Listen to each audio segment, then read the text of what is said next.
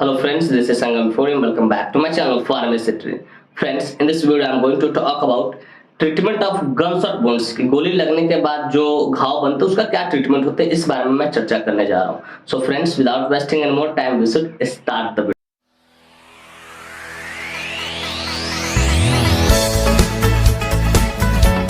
Video. Friends, video को शुरू करने से पहले कुछ बातें मैं यहाँ पे शेयर करना चाहूंगा जो कि आपके लिए एक तरह से वार्निंग है. फ्रेंड्स, यह वीडियो सिर्फ जानकारी के उद्देश्य से बने हैं. इस वीडियो को देखने के बाद कोई भी मेडिसिन या कोई भी ट्रीटमेंट आप घर पे न करें. Friends, because I don't support self treatment और self medication at all. So before doing any self medication or before taking any medicine, you must consult your doctor.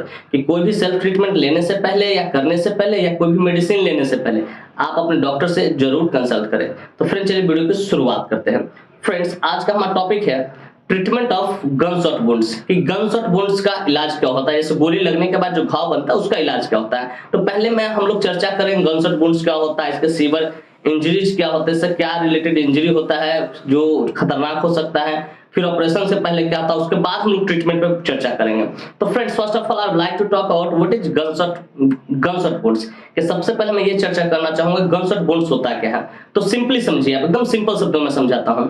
A gunshot is caused by when someone या somebody pump और shots bullet in your body. कि अगर आपके शरीर में, ठीक है, कहीं भी गोली लगा हो उसके कारण जो घाव बनेगा, ठीक है, उसी को हम लोग बोलते हैं गनशॉट वुंड्स बोलते हैं. गोली लगने के कारण जो घाव डेवलप होता है आपकी बॉडी में उसको हम लोग गनशॉट वुंड्स बोलते हैं. तो डियर व्यूअर्स, मैं उम्मीद करता हूं कि ये बात आपको अच्छे से समझ में आओ. चाहे वो किसी कारण से लगा हो, किसी ने पंप किया हो, किसी ने शॉट किया हो या बगदर में लगा हो, किसी भी कारण से सिंपली समझो गोली लगने के बाद जो घाव बनता है आपकी बॉडी में, ठीक है, उसको हम लोग बोलते हैं गनशॉट वुंड्स बोलते हैं. फ्रेंड, चलिए बात करना चाहेंगे इसके सीवर इंजरीज के बारे में. इंजरी जो इससे जो जुड़ा हुआ गोली लगने के बाद जो इंजरी होता है जो कि खतरनाक होता है पेशेंट के, जिसमें जान भी जा सकती है पेशेंट के, वो कुछ सीवर इंजरी होते हैं जो रिलेटेड टू क्या होता है गनशॉट वुंड्स, जो गनशॉट वुंड से रिलेटेड होता है उस बारे में हम लोग चर्चा करते हैं. तो friends, let us talk about the severe injuries related to gunshot wounds. Gunshot wound से रिलेटेड इंजरी के बारे में चर्चा करते हैं, ये जानना जरूरी है आपके लिए. नंबर 1 है सीवर ब्लीडिंग. कि अगर किसी को घाव लगा हो, वहां किसी को गोली लगा, सॉरी, अगर किसी को गोली लगा हो, ठीक है, उसका जो घाव होगा वहां से ब्लीडिंग बहुत ज्यादा होगा, ये इसका इंजरीज है, ठीक है. फिर दूसरा है इसका पैरालिसिस. कि अगर उस जगह पे नर्व अगर डैमेज हुआ हो गोली लगने के बाद, जो घाव बना वहां पर नर्व डैमेज हो सके पेशेंट पैरालाइज्ड हो सकता है. फिर कहते हैं ब्रोकन बोन. कि हो सकता है कि उसको जहां पे गोली लगी वहां का हड्डी भी चूर चूर हो जाता है, टूट भी जाता है. फिर के डैमेज ऑर्गन और टिश्यू. कि जहां पे गोली लगी है वहां पे ऑर्गन डैमेज हो सकता है या टिश्यू डैमेज वहां पे हो सकता है. तो फ्रेंड्स, बेसिकली इसके 4 जो इंजरीज है ये हमेशा देखने को आपको मिलेगा गोली जब लगता है उसके बाद, ठीक है. पहला मैंने बताया कि आपको ब्लीडिंग बहुत ज्यादा होगा, ठीक है. फिर दूसरा मैंने बताया कि पैरालाइज हो सकता है पेशेंट. तीसरा मैंने बताया कि बोन जो होता है वो टूट सकता है. फिर चौथा मैंने बताया आपको क्या कि ऑर्गन जो होता है, टिश्यू होता है, वो भी डैमेज हो सकता है. तो ये कुछ इंजरीज है जो रिलेटेड टू गनशॉट वुंड्स है, गोली लगने के बाद जो घाव होते हैं उससे रिलेटेड है. फ्रेंड्स, चलिए बात करना चाहेंगे इसके ट्रीटमेंट के बारे में. लेकिन ट्रीटमेंट से पहले हम लोग थोड़ा इंस्ट्रक्शन पे बात करते हैं कि सर्जरी से पहले, ऑपरेशन गोली निकालने से पहले क्या क्या किया जाता है उस बारे में बात करना बहुत जरूरी है. क्योंकि अगर वहां पे मैनेजमेंट नहीं किया जाए तो पेशेंट की जान जा सकती है उस समय. तो फ्रेंड्स, सबसे नंबर 1 काम है, अगर किसी को गोली लगा तो सबसे पहला काम क्या करना है, सबसे पहले एडमिट टू हॉस्पिटल. उस व्यक्ति को आपको हॉस्पिटल में एडमिट करना है. पेशेंट को या तो डॉक्टर ले जाएगा ओटी थिएटर में, ऑपरेशन थिएटर में ले जाएगा. उसके बाद सबसे पहला, उसके बाद जो काम है एडमिट करने के बाद सबसे फर्स्ट है वो, अगर ब्लीडिंग बहुत ज्यादा हो रहा है तो कहते हैं स्टॉप द ब्लीडिंग.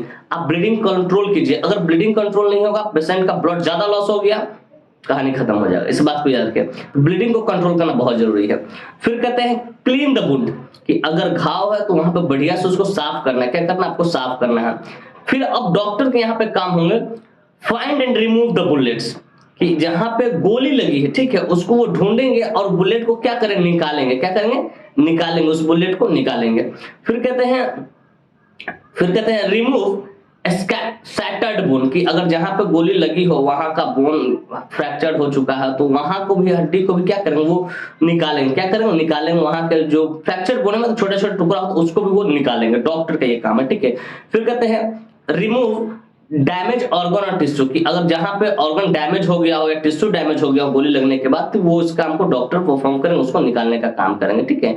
फिर कहते हैं pour vancomycin powder, pour vancomycin powder at gunshot wounds area, कि जहां पे गोली लगा है ना, ठीक है, उस जगह पे जब गोली वोली निकल जाता है रिमूव करने के बाद, ठीक है, उस जगह पे क्या करना था, वैंकोमाइसिन जो पाउडर होता है, जो कि बहुत शानदार बहुत ही सुपीरियर लेवल का एंटीबायोटिक होता है, उसके पाउडर को वहां पे क्या कहते हैं डाल दिया जाता है ताकि इन्फेक्शन न हो, इन्फेक्शन से बचाए, ठीक है। तो वहां पे जैसे गोली इधर से जब लगती है ना, इधर से छोटा सा होल दिख रहा है, लेकिन जिधर से निकलती है ना उधर बहुत बड़ा होल डेवलप कर देती है।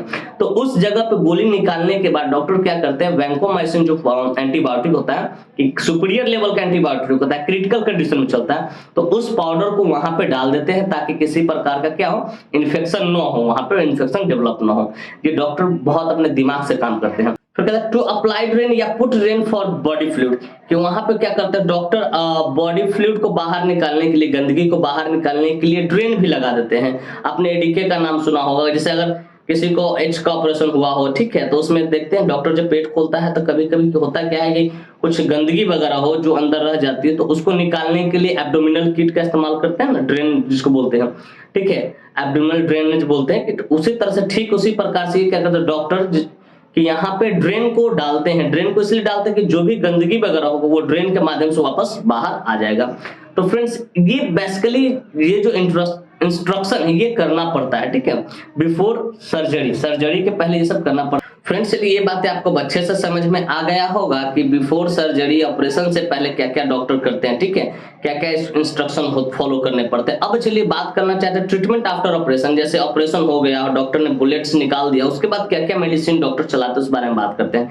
तो फ्रेंड्स सबसे नंबर 1 इसमें आईवी लाइन चूज करेंगे डॉक्टर, इंजेक्शन ही चूज करेंगे, ठीक है। तो फ्रेंड्स सबसे नंबर 1 इंजेक्शन है पिपजो 4.5 ग्राम, आपने नाम सुना होगा पिपजो का, बहुत नाम सुना होगा, 4.5 ग्राम आईवी टीडीएस 3 टाइम इसको चलाते हैं, 100 ml एनएस के साथ चलाते हैं, ठीक है। फिर कहते हैं रैप इंजेक्शन रैवेलॉक 20 आईवी ओडी भी दे सकते हैं, आईवी बीडी भी दे सकते हैं। फिर कहते हैं इंजेक्शन पेरिनोम 5 mg आईवी टीडीएस, इसको पेरिनोम 5 mg को आईवी टीडीएस दिया जाता है। फिर कहते हैं इंजेक्शन जो 100 ml का इन्फ्यूजन आता है लिवोफ्लॉक्सासिन, ठीक है, लिवोफ्लॉक्सासिन 100 ml का आता है जिसमें 500 मिलीग्राम मोलिक्यूल्स होता है, उसको आईवी ओडी दे सकते हैं। लेकिन अगर गोली अलग पेट में लगे, एब्डोमेन में लगे, तो वहां पे हो सके डॉक्टर मेट्रॉन 100 ml आईवी टीडीएस दे सकते हैं, मेट्रॉन 100 ml आईवी टीडीएस दे सकते हैं। फिर कहते हैं इंजेक्शन मेगाजोलिड या इसुकाप्लाइंजोलिड 600 बोल सकते हो आईवीपीडी, इसको 2 टाइम दिया जा सकता है क्योंकि ये वुंड को हील करने में बहुत ज्यादा मदद करेगा, क्योंकि ग्राम पॉजिटिव ग्राम नेगेटिव दोनों बैक्टीरिया पे ये काम करता है, इसलिए इसका इस्तेमाल यहाँ पे किया जाता है।